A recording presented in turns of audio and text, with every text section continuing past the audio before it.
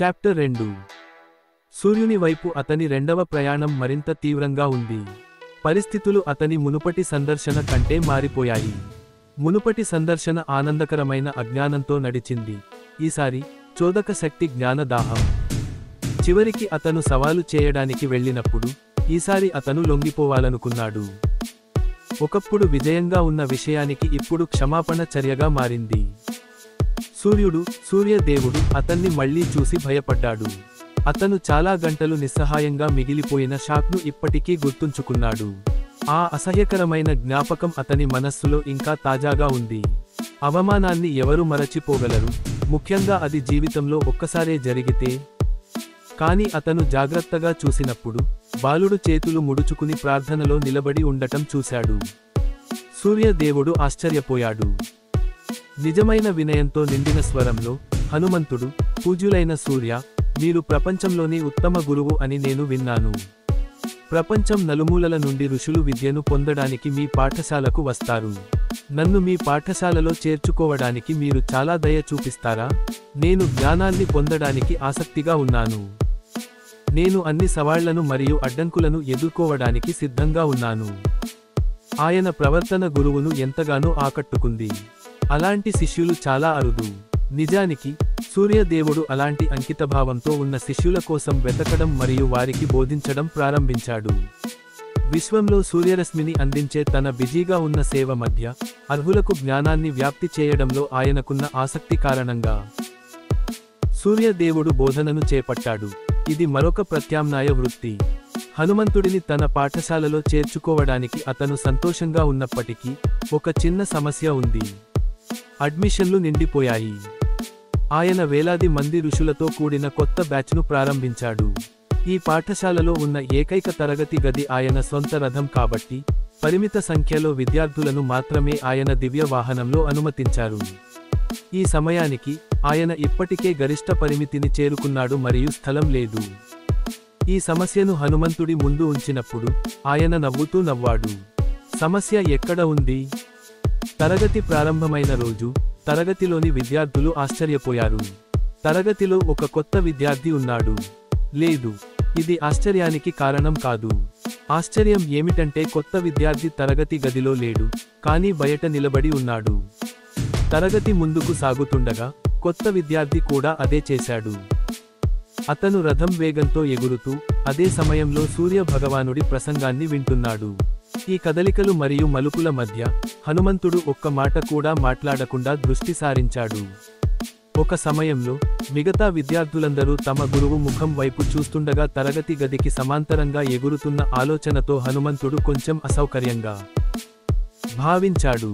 ఇది మర్యాద ఉల్లంఘన అని భావించి హనుమంతుడు వెనక్కి తిరిగి గురువు వైపు తిరిగి వెనుకకు ఎగరడం ప్రారంభించాడు. విద్యార్థులు మరోసారి ఆశ్చర్యపోయారు. వెనుకకు ఎగురుతున్నప్పుడు ఒకరు అంత శ్రద్ధ ఎలా ఇవ్వగలరు? సూర్యుని 60 కక్ష్యలలో హనుమంతుడు అన్ని వేదాలను అద్భుతంగా నేర్చుకున్నాడు. సూర్య భగవానుడు ఒక్క మాట కూడా పునరావృతం చేయవలసిన అవసరం లేదు. అతను చెప్పిన ప్రతి పదం హనుమంతుడి మనస్సులో శాశ్వతంగా చెక్కబడింది. తన కొత్త విద్యార్థిని చూసి సూర్యదేవుడు చాలా ముగ్ధుడై అతన్ని ఆలింగనం చేసుకుని ఆశీర్వదించాడు.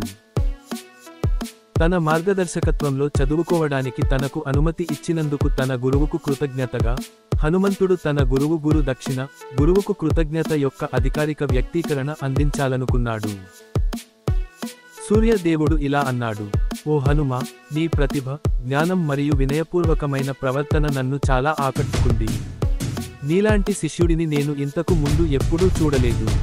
నువ్వు నాకు గురుదక్షిణ ఇవ్వాలనుకుంటే దయచేసి నాకు ఒక సహాయం చేయండి. నా కొడుకు సుగ్రీవుడు దాక్కున్నాడు.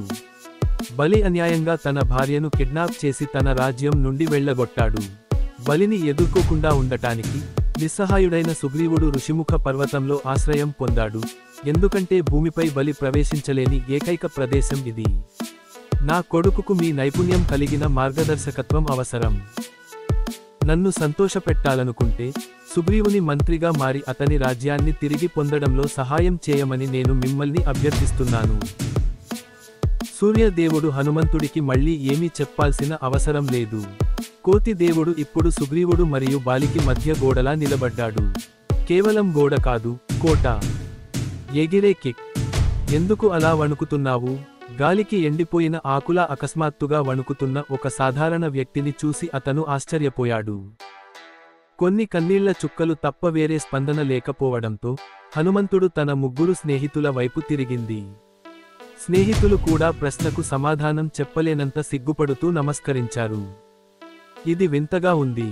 అంత బలంగా, తెలివిగా, భావోద్వేగంతో, రక్షణ లేని పిల్లలలాగా ప్రవర్తించిన 4 శక్తివంతమైన కోతులు ఎందుకు ఉన్నాయి? అతను వాటిని ప్రశ్నలు అడుగుతూనే ఉన్నాడు, మరియు అవి అతని నుండి దూరంగా వెళ్ళిపోయాయి. అప్పుడు అకస్మాత్తుగా అది జరిగింది. క్రాక్ శబ్దం విని హనుమంతుడు వెనక్కి తిరిగి సుగ్రీవుడు నేలపై నొప్పితో వణుకుతున్నట్లు చూశాడు. అతని స్నేహితులందరూ అతన్ని పట్టుకోవడానికి ప్రయత్నించారు. హనుమంతుడికి అర్థం కాలేదు. ఇక్కడ ఏమి జరుగుతోంది? ఆ శబ్దం ఏమిటి? సుగ్రీవుడు నేలపై ఎలా పడిపోయాడు? నొప్పితో తల ఎందుకు పట్టుకున్నాడు? ఈ సంఘటన అతని స్నేహితులకు ఆశ్చర్యం కలిగించలేదా? ఇది రోజువారీ జీవితంలో ఒక భాగంలాగా? ఈ సమయంలో సుగ్రీవుడు శాంతించి లేచి కూర్చున్నాడు. తల పట్టుకుని, హనుమాన్, ఇది రోజుకు 12 సార్లు, క్రమం తప్పకుండా జరుగుతుంది అని అన్నాడు. ఏమైంది సుగ్రీవా?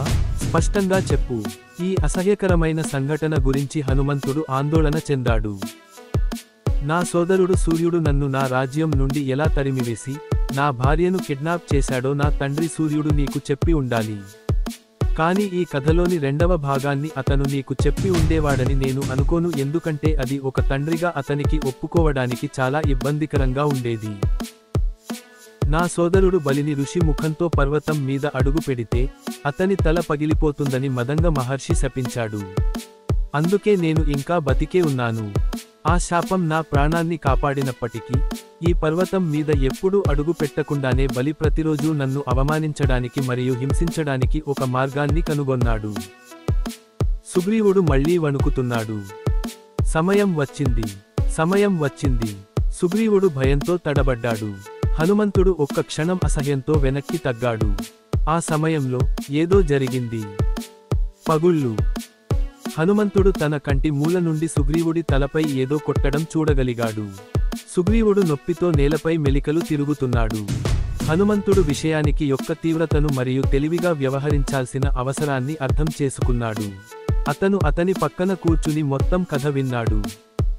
ప్రతిరోజు బలి 4 సముద్రాలలో నా తండ్రి సూర్యుడికి తన కానుకలు అర్పిస్తాడు. ఒక దూకులో అతను దక్షిణ సముద్రం నుండి ఉత్తర సముద్రానికి వెళ్తాడు. 2వ దూకులో అతను తూర్పు మరియు పశ్చిమానికి దూకుతాడు. ప్రతి దూకులో అతను ఋషిముఖ పర్వతాన్ని దాటుతాడు. నా తలపై తన్ని ముందుకు వెళ్తాడు. రోజుకు 3 సార్లు నా సోదరుడి నుండి నాకు 4 తన్నులు తన్నాడు.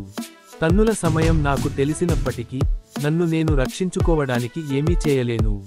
ప్రతిరోజు నేను ఇలా హింసించబడుతున్నానని నా స్నేహితులు తెలిసినప్పటికీ బలిశక్తి ముందు వారు సమానంగా నిస్సహాయంగా ఉన్నారు. అతని వేగం మరియు బలం సాటిలేనివి. మనం అతన్ని చూసే ముందు అతను అదృశ్యమవుతాడు. నిజానికి కిష్కింధ మొత్తం బలిశక్తి ముందు వణుకుతుంది. సుగ్రీవుడు మళ్లీ వణుకుతున్నాడు. ఈసారి హనుమంతుడు సిద్ధంగా ఉన్నాడు. అకస్మాత్తుగా బలి చాలా వేగంగా కిందకు దిగుతున్నట్లు అతను చూశాడు. తన బలమంతా తన కాళ్లలోకి పెట్టి తన తన్నులను శక్తివంతం చేసుకున్నాడు. బలి పాదాలు సుగ్రీవుడి తలపైకి చేరుకోగానే హనుమంతుడు ఒక చేత్తో అతని 2 కాళ్లను పట్టుకున్నాడు. సుగ్రీవుడు త్వరిత తన్నును ఆశించి కళ్ళు మూసుకుని భయపడ్డాడు. కాని ఏమీ జరగనప్పుడు అతను నెమ్మదిగా కళ్ళు తెరిచి హనుమంతుడి పట్టులో బలి కాళ్లు వేలాడుతున్నట్లు చూశాడు. హనుమంతుడి ధైర్యానికి బలి ఆశ్చర్యపోయాడు. ఎవరూ అతని శక్తిని తక్కువ అంచనా వేయలేదు. హనుమంతుడిని విడిపించడానికి అతను తన కాళ్లను మరింత లాగాడు. అతను గట్టిగా నిలబడ్డాడు. ఇప్పుడు బలి తన బలమంతా ఉపయోగించాడు. అయినప్పటికీ అతను గట్టిగా నిలబడ్డాడు. ఈ కోతి ఎవరో బలి ఆశ్చర్యపోయాడు. అప్పుడు అతను పంచధాతువుతో చేసిన చెవిపోగులను చూశాడు. అతను భయపడ్డాడు. అతను చంపడానికి ప్రయత్నించిన అదే బాలుడు. అతను హనుమంతుడి శక్తి గురించి విన్నాడు, కానీ దానిని ఎప్పుడూ అనుభవించలేదు. ఆ సమయంలో హనుమంతుడు బలి కాళ్లపై పట్టు బిగుసుకుపోయింది మరియు బలి గాయపడ్డాడు. అప్పుడు హనుమంతుడు అతన్ని కిందకు లాగడం ప్రారంభించాడు. బలి ఏమి చేయాలనుకుంటున్నాడో గ్రహించాడు. దాని గురించి ఆలోచిస్తూ వణుకుతున్నాడు. హనుమంతుడి పట్టు నుండి ఎలాగైనా బయటపడాలని అతను తన శాయశక్తులా ప్రయత్నిస్తున్నాడు, కాని అతని బలమంతా విఫలమైంది. ఒక్క చూపులో తన శత్రువు బలంలో సగం పొందే వరం కూడా అతనికి పనికిరానిదిగా అనిపించింది. అది హనుమంతుడిపై ఎటువంటి ప్రభావం చూపలేదు. వెంటనే సుగ్రీవుడు మరియు ఇతర కోతులన్నీ హనుమంతుడు ఏమి చేయాలనుకుంటున్నాడో అర్థం చేసుకున్నాయి, మరియు వారు ఆందోళన చెందారు మరియు హనుమంతుడిని నేలకేసి అతని అహంకార తలని పగలగొట్టడానికి ప్రయత్నించడం ప్రారంభించారు. పరిస్థితి యొక్క తీవ్రతను గ్రహించిన నిస్సహాయ బలి హనుమంతుడిని వేడుకున్నాడు. అతను ఋషి మూకకొండకు తిరిగి రానని మరియు సుగ్రీవుని మళ్లీ ఎప్పుడూ ఇబ్బంది పెట్టనని ప్రతిజ్ఞ చేశాడు. అతని దయనీయమైన విజ్ఞప్తిని పరిగణనలోకి తీసుకుని హనుమంతుడు పశ్చాత్తాపపడ్డాడు. బలి ఎగిరిపోతున్నప్పుడు ఇది శాశ్వత పరిష్కారం కాదని హనుమంతుడు గ్రహించాడు. అతను వేరే స్పష్టమైన పరిష్కారాన్ని కనుగొనవలసి ఉంది, లేకుంటే పరిష్కారం తనను కనుగొంటుంది. మీరు ఇతరులను వారి బలహీనమైన స్థానంలో తన్నినప్పుడు కాలం వారి బలమైన స్థానంలో బాధాకరమైన తన్నడానికి మీకు సమయం ఇస్తుంది. పరిపూర్ణతావాది బిచ్చగాడు. పాలి తిరిగి వచ్చాడు. ఒక కోతి పూర్తి వేగంతో పరిగెత్తి హనుమంతుడిపై దాడి చేసింది. బలి అంత త్వరగా ఎలా తిరిగి వచ్చాడు? హనుమంతుడు పొంచి ఉన్న ప్రమాదాన్ని ఎదుర్కోవడానికి లేచి నిలబడ్డాడు. ప్రమాదం త్వరలోనే సుగ్రీవుడిని మరియు అతని నలుగురు సన్నిహితులను చుట్టుముట్టింది. వారు అతని వేళ్ల దిశను అనుసరించి కొండ అంచుకు చేరుకున్నారు. ఋషి మూకకొండ దిగువన విల్లులతో పక్కపక్కనే నడిచి వెళ్లిన ఇద్దరు బలిష్ఠులు, విశాలమైన ఛాతీ కలిగిన వ్యక్తులు. మిగిలిన నలుగురు బలి ఎక్కడ ఉన్నాడో ఆలోచిస్తున్నారు. వారి వింత రూపాన్ని అర్థం చేసుకోవడానికి ప్రయత్నిస్తూ సుగ్రీవుడు ఈ ఇద్దరినీ బలి తనను నాశనం చేయడానికి పంపాడని వివరించాడు. హనుమంతుడిని చూసిన సుగ్రీవుడు వేషంలో వెళ్లి ఈ ఇద్దరు ఎవరో కనుక్కోండి. వారు బలి మనుషులైతే నా మరణానికి సిద్ధం కావాలి. శత్రువు బలవంతుడు అయితే నేను తప్పించుకోవడం అసాధ్యం. కానీ వారు బలి స్నేహితులు కాకపోతే వారిని నా దగ్గరకు తీసుకురండి. మనం స్నేహ ఒప్పందాన్ని ప్రతిపాదిస్తాము మరియు బలిని అణిచివేసేందుకు వారిని ఉపయోగిస్తాము అని అన్నాడు. సన్యాసి వేషంలో ఉన్న హనుమంతుడు కొండ దిగి అందమైన ఇద్దరు సన్యాసి యోధుల వైపు నడిచాడు. వెంటనే వారు అతని ముందు నిలబడి ఉన్నారు. వారిని చూసిన వెంటనే అతనిలో ఏదో జరగడం ప్రారంభమైంది. అతని ఎముకలు కరిగిపోతున్నట్లు అనిపించింది. కొంతకాలం అతను మాట్లాడలేకపోయాడు, ఆలోచించలేకపోయాడు. అతనికి ఏమి జరుగుతుందో అతనికి అర్థం కాలేదు. వెంటనే అతను వచ్చిన ఉద్దేశ్యాన్ని గుర్తు చేసుకున్నప్పుడు అతను మాట్లాడటం ప్రారంభించాడు. ఓ వీరులారా, మీరు ఎవరు? మీరు ఎక్కడికి వెళ్తున్నారు? మీరు సన్యాసిలా దుస్తులు ధరించినప్పటికీ మీ అందం మరియు బలం దేవతలను కూడా సిగ్గుపడేలా చేసింది. ఇంద్రధనస్సు లాంటి మీ బలమైన విల్లులను చూసి ఎవరు ముగ్ధులవుతారు? మీ సింహం లాంటి నడక ఆత్మవిశ్వాసాన్ని వెదజల్లుతుంది. మీరు సన్యాసి పాత్ర పోషించడానికి కాదు, పాలించడానికి ఉద్దేశించబడ్డారు. ఈ మాధుర్యం మరియు బలం కలయిక మీరు అసాధారణ వ్యక్తుల కోసం, అసాధారణ పనుల కోసం ఇక్కడ ఉన్నారని నాకు అర్థమవుతుంది. మీ గురించి మరింత తెలుసుకునే భాగ్యం నాకు లభిస్తుందా? అతని వైపు నవ్వుతూ వారిలో ఒకరు, మీ ప్రశ్నలకు మేము త్వరగా సమాధానం ఇస్తాము. ముందుగా చిరిగిన బట్టలు ధరించిన బిచ్చగాడు ఇంత అరుదైన మరియు ఖరీదైన వజ్రాల హారాన్ని ఎలా ధరించగలడో చెప్పు అని అన్నారు. ఈ ప్రశ్న విన్న హనుమంతుడు ఆనందంతో దాదాపు మూర్ఛపోయాడు. అతను తన బాల్యంలో విన్న బ్రహ్మ మాటలు వెంటనే గుర్తుకు వచ్చాయి. ఇది అతని గురువు, అతను తన జీవితాంతం అతని కోసం ఎదురు చూస్తున్నాడు. ఇది గ్రహించి అతను తన మారువేషాన్ని వదిలివేసి తన అసలు రూపంలో కనిపించాడు. అతని పరిచయం విన్న వెంటనే హనుమంతుడు, నేను సుగ్రీవుని మంత్రిని అని ప్రకటించాడు. ఆ మాటలు చెప్పగానే తాను పెద్ద తప్పు చేశానని గ్రహించాడు. అతను కొంచెం గందరగోళాన్ని గమనించాడు. అతని యజమాని ఒక అడుగు వెనక్కి వేసి తన సోదరుడు తనను తాను పరిచయం చేసుకోవడానికి అనుమతించాడు. సోదరుడు, ఇతను దశరథుని కుమారుడు, అయోధ్య రాజు అయిన రాముడు అని అన్నాడు. ప్రపంచం నన్ను అతని సోదరుడు లక్ష్మణుడిగా గుర్తించింది. కానీ నేను నన్ను అతని విలువైన సేవకుడిగా భావిస్తాను. మేము సంవత్సరాలుగా మా రాజ్యం నుండి బహిష్కరించబడ్డాము మరియు గత సంవత్సరాలు దండకారణ్య అడవిలో గడిపాము. దురదృష్టవశాత్తు రాముడి భార్య సీతను రాక్షసుడు రావణుడు అపహరించాడు మరియు మేము ఆమెను వెతకడానికి వచ్చాము. సుగ్రీవుడి మంత్రిగా తనను తాను ప్రకటించుకున్నందుకు హనుమంతుడు తనను తాను శపించుకున్నాడు. లక్ష్మణుడి వినయపూర్వకమైన పరిచయం విన్న తర్వాత అతను మరింత బాధపడ్డాడు. సకాలంలో తన తప్పును సరిదిద్దుకోవాలని నిర్ణయించుకున్నాడు. బలి చేతిలో భార్యను, రాజ్యాన్ని కోల్పోయిన తర్వాత ఇలాంటి పరిస్థితిలో ఉన్న సుగ్రీవుడిని హనుమంతుడు తన స్నేహితుడిగా ఆహ్వానించాడు.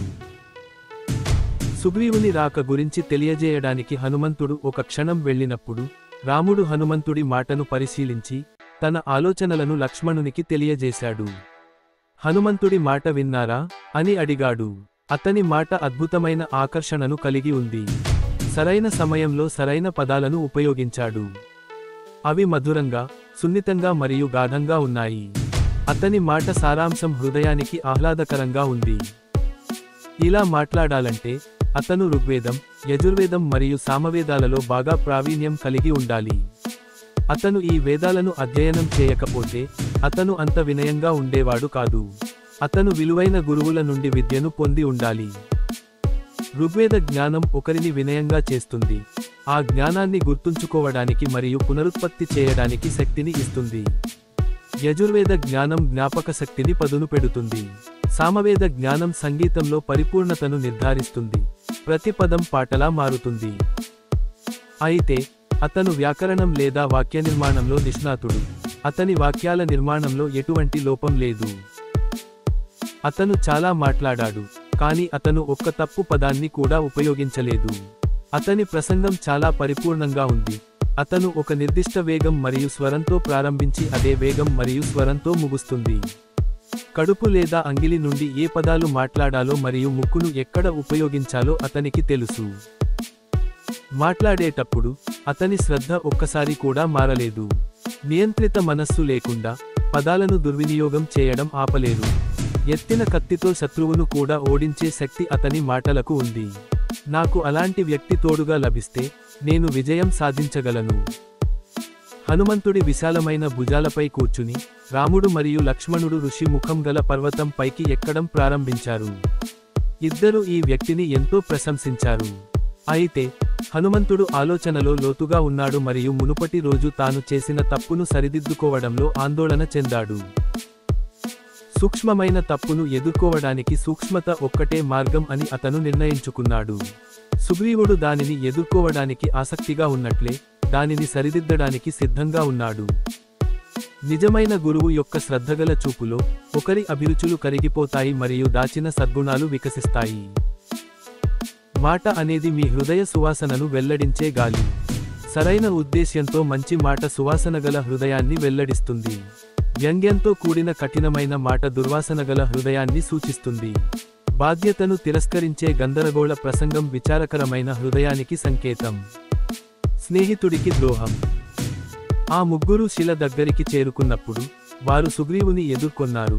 అతను తన చేతులను నడుముపై వేసుకుని కొత్తగా వచ్చిన వ్యక్తిని జాగ్రత్తగా చూస్తున్నాడు. హనుమంతుడు మోకరిల్లి సోదరులను కిందికి దిగడానికి అనుమతించాడు. రెండు వర్గాలకు ఒకరినొకరు పరిచయం చేసుకున్నారు. రాముడి స్థానాన్ని అర్థం చేసుకుని అతనితో స్పష్టంగా పరిచయం ఉన్న సుగ్రీవుడు తన చేతిని చాచి రాముడిని తన కొత్త స్నేహితుడిగా స్వాగతించాడు. రాముడు మర్యాదగా అతని స్వాగతాన్ని అంగీకరించి చేయి చాపాడు. వారు పాత స్నేహితుల వలె కరచాలనం చేస్తుండగా హనుమంతుడు అసహ్యంగా తల ఊపాడు. రాముడు తన గౌరవానికి అర్హుడైన దేవత అని, అతన్ని కేవలం స్నేహితుడిగా చూడకూడదని సుగ్రీవుడు ఎలా అర్థం చేసుకోలేడో అని అతను ఆశ్చర్యపోయాడు. సుందరమైన ఋషిముఖ పర్వతం చుట్టూ వారికి చూపించిన తర్వాత సుగ్రీవుడు వారిని పర్వత శిఖరానికి తీసుకెళ్లి సాల్ చెట్టు నుండి ఒక పెద్ద కొమ్మను తెంచాడు. దానిని కింద ఉంచి రాముడికి సీటుగా ఇచ్చాడు. రాముడు అంగీకరించి కొమ్మకు ఒక వైపు కూర్చున్నాడు. సుగ్రీవుడు మరొక వైపు కూర్చుని లక్ష్మణుడి వైపు కళ్ళు మూసుకున్నాడు. ఈ అజాగ్రత్తను చూసి హనుమంతుడు అసహ్యంగా తల ఊపాడు. ఈ పెద్ద తప్పుకు రాముడు కూడా జాలిపడ్డాడు. హనుమంతుడు త్వరగా పైకి దూకి గంధపు చెట్టు యొక్క మరింత మంచి కొమ్మను తెంచాడు. దానిని రాముడి దగ్గర ఉంచి లక్ష్మణునికి ఆసనం వేశాడు. లక్ష్మణుడు కూర్చున్న వెంటనే హనుమంతుడు కూడా లక్ష్మణుడి దగ్గర నేలపై కూర్చున్నాడు. లక్ష్మణుడి దగ్గర కూర్చోవడానికి అనర్హుడిగా భావించాడు. రాముడి దగ్గర కూర్చోవడానికి అనర్హుడిగా భావించాడు. హనుమంతుడి సున్నితత్వం రాముడిని బాగా ఆకట్టుకుంది. సుగ్రీవునికి వినయం గురించి పాఠం నేర్పడానికి మరియు లక్ష్మణుడిని అగౌరవపరిచినందుకు శిక్షగా రాముడు సుగ్రీవుని బలితో పోరాడటానికి పంపాడు. పిరికి సోదరుడిని పోరాటంలో తీవ్రంగా కొట్టారు. తరువాత బలిని చంపలేకపోయినందుకు ఇద్దరు సోదరులు ఒకేలా ఉన్నారని అతను ఒక సాకు చెప్పాడు. ఇద్దరు సోదరులు వేరుగా ఉండేలా సుగ్రీవునికి పూలమాల వేయమని రాముడు లక్ష్మణుని కోరాడు. లక్ష్మణుడి నుండి దండను స్వీకరించడానికి సుగ్రీవుడు వంగినప్పుడు రాముడు దానిని క్షమించే చర్యగా భావించాడు. ఈసారి రాముడు సుగ్రీవుని బలి చేతిలో బాధపెట్టనివ్వలేదు. బలి చరిత్రకారుడిగా మారినప్పుడు సుగ్రీవుని కిష్కింధ రాజుగా నియమించాడు. రాజశక్తితో ఆనంద్ రాజు మరియు మరాఠీ రాజు. శక్తి మరియు తెలివితేటలు కలిసి నివసించే చోట విజయం మరియు సంబంధాలు సామరస్యంగా జీవిస్తాయి. మర్చిపోయిన నిబద్ధత. బయటకు రా సుగ్రీవా, మూర్ఖ కోతి. సుగ్రీవుడి రాజభవనం ముందు ఒక అగ్నిగోళము ముందుకు వెనుకకు తిరుగుతూ ఉంది. ధన్యవాదాలు దుష్టుడా, నీ స్నేహితుడు బాధలో ఉన్నప్పుడు నువ్వు ఎలా ఆనందించగలవు? సుగ్రీవుడి సైనికులకు ఈ వ్యక్తికి ఎలా స్పందించాలో తెలియలేదు. తమ యజమానిని అతని పేరుతో పిలిచిన తర్వాత అతని విశ్వాసం తనకు తెలియకుండానే బాగా పెరిగిందని వారు భావించారు. వారు రాజు వ్యక్తిగత విషయాలకు దూరంగా ఉండాలని నిర్ణయించుకున్నారు, ముఖ్యంగా రాజు స్పందించనప్పుడు. కనీసం అతను వారి నుండి కూడా అదే ఆశిస్తున్నట్లు సూచించి ఉండాలి. ప్రారంభంలో సుగ్రీవుడు దుర్వినియోగానికి ప్రతిస్పందించడం మానేశాడు, కానీ అది కొనసాగినప్పుడు అతను దానిని భరించలేకపోయాడు. ఇది తన ప్రజల ముందు తన గౌరవానికి సంబంధించిన విషయానికి. సుగ్రీవుడు తన పడకగది కిటికీ మూల నుండి లక్ష్మణుడిని చూసినప్పుడు అతని కోపాన్ని అర్థం చేసుకున్నాడు. కోపంతో ఉన్న లక్ష్మణుడిని శాంతింపజేయడానికి తెలివైన తారను పంపాడు. తార ఎలాగో తన కోపాన్ని నియంత్రించుకున్నాడు. లక్ష్మణుడు శాంతించిన తర్వాత సుగ్రీవుడు బయటకు వెళ్ళాడు. ఇంతలో హనుమంతుడు కూడా అతనితో చేరాడు. లక్ష్మణుడు తక్కువ మాటలు, అనేక చర్యలు చేసేవాడని హనుమంతుడికి తెలుసు. ఇవన్నీ ఒంటరిగా నిర్వహించే అవకాశం అతనికి ఉంటే సుగ్రీవుడికి అవకాశం ఉండదు. హనుమంతుడు సుగ్రీవుడితో మాట్లాడి తాను చేసిన వాగ్దానాన్ని గుర్తు చేశాడు. అతను ఇలా అన్నాడు, గత 4 నెలలుగా రాముడు నువ్వు అతనికి సహాయం చేయడం ప్రారంభించే వరకు ఓపికగా ఎదురు చూస్తున్నాడు. రాముడు తన ప్రియుడి నుండి విడిపోయి ఒంటరిగా బాధపడుతున్నప్పుడు నువ్వు నీ భార్యలతో నీ రాజభవనంలో సంతోషంగా ఉన్నావు. గతంలో వర్షాకాలం నీ నిష్క్రియాత్మకతకు ఒక సాకు, కానీ ఇప్పుడు చాలా కాలంగా వర్షం పడుతోంది. నువ్వు ఎందుకు ఆలస్యం చేస్తున్నావు? రాముడు బలిని ఎంత త్వరగా చంపి నీ ప్రాణాన్ని కాపాడాడో నీకు గుర్తులేదా? మితిమీరిన ఆనందం నీ తెలివితేటలను మొద్దుబారిపోయాయా? నీకు రాముడు తెలియదా? నీ మంచి కోసం నువ్వు రాముడిని ఆశ్రయించి ఈ నిరవధిక ఆలస్యానికి క్షమాపణ చెప్పమని నేను సూచిస్తున్నాను. రాముడు చాలా దయగలవాడు మరియు అతను ఖచ్చితంగా నిన్ను క్షమిస్తాడు. కృతజ్ఞత చెడులలో గొప్పది. నా ప్రియమైన రాజా, కృతజ్ఞతను విడిచిపెట్టి శాశ్వత శ్రేయస్సును స్వీకరించు. హనుమంతుడి మాటలు సుగ్రీవుని భక్తి మరియు కరుణతో నింపాయి, మరియు అతను ఒక క్షణంలో తన నిష్క్రియాత్మకతను అధిగమించాడు. అతను చేయగలిగినది చేయడానికి సిద్ధమయ్యాడు. కొద్దిసేపటికే సుగ్రీవుడు తన సైన్యాన్ని పంపి అవసరమైన ఆదేశాలు ఇచ్చాడు. త్వరలోనే లక్షలాది కోతులు కిష్కింధపై దాడి చేయడం ప్రారంభించాయి. శోధన ఆపరేషన్ ప్రారంభమైంది. ఒక అనుగ్రహం పొందిన ఆనందం ఆ అనుగ్రహాన్ని తిరిగి ఇవ్వాలనే కోరికతో భర్తీ చేయబడినప్పుడు నిశ్శబ్ద కృతజ్ఞత వినగల ధృవీకరణగా మారుతుంది. కృతజ్ఞత యొక్క లోతు పెరిగే కొద్దీ ధృవీకరణలో స్థిరత్వం సులభం అవుతుంది. విశ్వసనీయ నాయకుడు. క్రింద చూసిన దానితో డేగ క్షణికంగా భయపడింది. కొత్త సముద్రం. రాత్రిపూట కొత్త సముద్రం ఎలా కనిపించగలదు? గందరగోళంగా ఉన్న డేగ దానిని తనిఖీ చేయడానికి నీటిలోకి దూకింది. వెంటనే అది భయపడింది. అది సముద్రం కాదు, సైన్యం. ప్రతి రంగు, ప్రతి పరిమాణం, ప్రతి ఆకారం కనిపించింది. సంఖ్య చాలా పెద్దది. పై నుండి చూసినప్పుడు అది తిరుగుతున్న సముద్రం అని తప్పుగా భావించవచ్చు.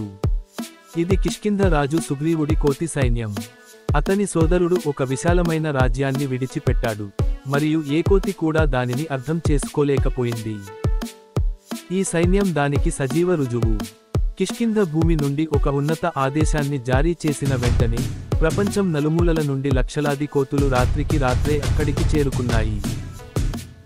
కొత్త రాజు సుగ్రీవుడు సైన్యాన్ని 4 భాగాలుగా విభజించి ప్రతి భాగానికి ఒక నాయకుడిని నియమించాడు. ప్రతి భాగానికి ప్రయాణాన్ని నడిపించడానికి ఒక భాగాన్ని కేటాయించాడు. సీత కోసం అన్వేషణ చాలా ఉత్సాహంతో ప్రారంభమైంది. ప్రతి సమూహానికి వారి నిజాయితీని ధృవీకరించడానికి కొన్ని రత్నాలు ఇవ్వబడ్డాయి. 4 సమూహాలలో అంగదుడి నేతృత్వంలోని సమూహంలో తెలివైన దిగ్గజం మరియు వీర హనుమంతుడు ఉన్నారు. ఈ 3 శక్తివంతమైన మహానుభావులు సమూహంలో ఉన్నందున దక్షిణం వైపు దిశ వారికి ఉత్తమ మార్గం అని స్పష్టంగా ఉంది. రాముడు ఇప్పటికే అందరికీ నమస్కరించి వారి ప్రయత్నాలకు కృతజ్ఞతలు తెలిపినప్పటికీ అతను ఇప్పటికీ హనుమంతుడిని మాత్రమే ప్రత్యక్షంగా కలవాలని ఎంచుకున్నాడు. హనుమంతుడికి ఇది ఒక అద్భుతమైన క్షణం. రాముడు తనను ఒంటరిగా కలవాలనుకుంటున్నాడని విన్నప్పుడు అతను దానిని నమ్మలేకపోయాడు. గత 4 నెలలుగా తనను తాను సుగ్రీవుని సేవకుడిగా ప్రకటించుకునే మూర్ఖమైన కానీ నిర్లక్ష్యంగా చేసిన తప్పు నుండి రాముడు నిరాశతో అతని నుండి దూరంగా ఉన్నాడు. తన ప్రవర్తన మరియు చర్యలతో భగవంతుడిని సంతోషపెట్టడానికి అతను చేయగలిగినదంతా చేశాడు. కాని ఇదంతా భగవంతునిపై ఆశించిన ప్రభావాన్ని చూపలేదు. అయితే ఈ ఆహ్వానం సూక్ష్మ ప్రభావం జరిగిందని నిర్ధారణ. తాను చేసిన ఏ పని కూడా రాముడు గమనించకుండా పోయిందని హనుమంతుడు గ్రహించాడు. తన హృదయంలో ఎంతో ఆనందంతో హనుమంతుడు తన ప్రభువును కలవడానికి పరిగెత్తాడు. రాముడు ఒక బండరాయిపై కూర్చుని తన చేతిలో ఉన్నదాన్ని చూస్తున్నాడు. హనుమంతుడు తన కళ్లతో తాను పట్టుకున్నది చూడలేకపోయినా అది ఏమైనప్పటికీ అది రాముడి ప్రాణమని అతను వెంటనే గ్రహించాడు. హనుమంతుని పక్కన మోకరిల్లినప్పుడు అతని హృదయంలో ఏదో మెదిలింది. హనుమాన్, నీ సామర్థ్యాలపై నాకు అచంచలమైన నమ్మకం ఉంది. ఎవరైనా సీతను కనుగొనగలిగితే అది నువ్వే. అందుకే మన శాశ్వత బంధాన్ని సూచించే ఉంగరాన్ని నాకు ఇవ్వమని ప్రభువు నిన్ను అడిగాడు. అప్పుడు రాముడు ఆ ఉంగరాన్ని హనుమంతుడికి ఇచ్చాడు. ఈ ఉంగరం సీత అమాయకత్వాన్ని సూచిస్తుంది అని రాముడు అన్నాడు. తనకు మరియు సీతకు మాత్రమే తెలిసిన ఒక సంఘటనను అతను చెప్పాడు. ఒకరోజు సీత నా పాదాలను మసాజ్ చేస్తోంది అని అతను చెప్పాడు. అకస్మాత్తుగా ఆమె తన వేలి నుండి ఉంగరాన్ని తీసి నేలపై విసిరింది. అతని వింత ప్రవర్తనకు కారణం ఏమిటని నేను అతనిని అడిగినప్పుడు అతను చెప్పిన ఒక విషయానికి నన్ను నిజంగా తాకింది. అతను ఇలా అన్నాడు, చివరిసారిగా ఒక సాధారణ గ్రానైట్ రాయి మీ పాదాలను తాకినప్పుడు అది భూమిపై అత్యంత అందమైన మహిళ అహల్యగా మారింది. ఈ ఉంగరంలోని వజ్రరాయి అదే పాదాలను తాకితే ఎలా ఉంటుంది? అది అత్యున్నత సౌందర్య రూపంగా మారుతుందని ఆమె నమ్మకంగా ఉంది. ఆమెకు ప్రత్యర్థి అవసరం లేదు. ఆమె కంటే అందమైన వ్యక్తిని కోరుకోలేదు, లేదా ఆమె భ్రమకు మూలాన్ని కోరుకోలేదు. అప్పుడు సీత రాతి ఉంగరాన్ని విసిరివేసింది. ఈ సమయంలో రాముడి కళ్ళు కన్నీళ్లతో నిండిపోయాయి. సీతకు అడవి అంటే ఏమిటో తెలియదని అతను వివరించాడు. నగరం ఎక్కడ ముగుస్తుందో మరియు అడవి ఎక్కడ ప్రారంభమైందో కూడా ఆమెకు అర్థం కాలేదు. మోసపూరిత రాక్షసుల దేశంలో ఒక అమాయక దేవత ఎలా జీవించగలదో అతను ఆశ్చర్యపోయాడు. అప్పుడు రాముడు సీతలోని ప్రతి భాగం యొక్క అందాన్ని హనుమంతుడికి వివరించాడు. ఆమెను గుర్తించడంలో అతనికి సహాయం చేశాడు. శ్రీరాముడి వర్ణన చాలా స్పష్టంగా ఉంది. సీత ఆకర్షణకు పూర్తిగా ఆకర్షితుడవుతాడు. హనుమంతుడు బ్రహ్మచారి. అతను తన జీవితంలో ఆమె పాదాలకు ఆవల ఉన్న స్త్రీని ఎప్పుడూ చూడలేదు మరియు శ్రీరాముడు తన భార్య అందం గురించి వివరించిన విధానం దోషరహితమైనది. శ్రీరాముడి ప్రత్యక్షత యొక్క సారాంశం నమ్మకం.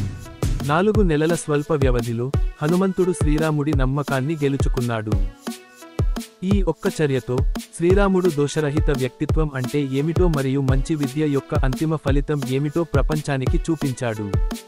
శ్రీరాముడి ప్రకారం హనుమంతుడు ఏ విషయంలోనైనా, ఏ పరిస్థితిలోనైనా నమ్మదగిన నమ్మకమైన వ్యక్తి. నమ్మకం అంటే ఒక పనిని పూర్తి చేయడం కాదు. నమ్మకం అంటే నిజంగా విజయం కాదు. జీవితం అనేది సత్యాన్ని కనుగొనడానికి చేసే పోరాటం. చాప్టర్ 3 కొనసాగుతుంది.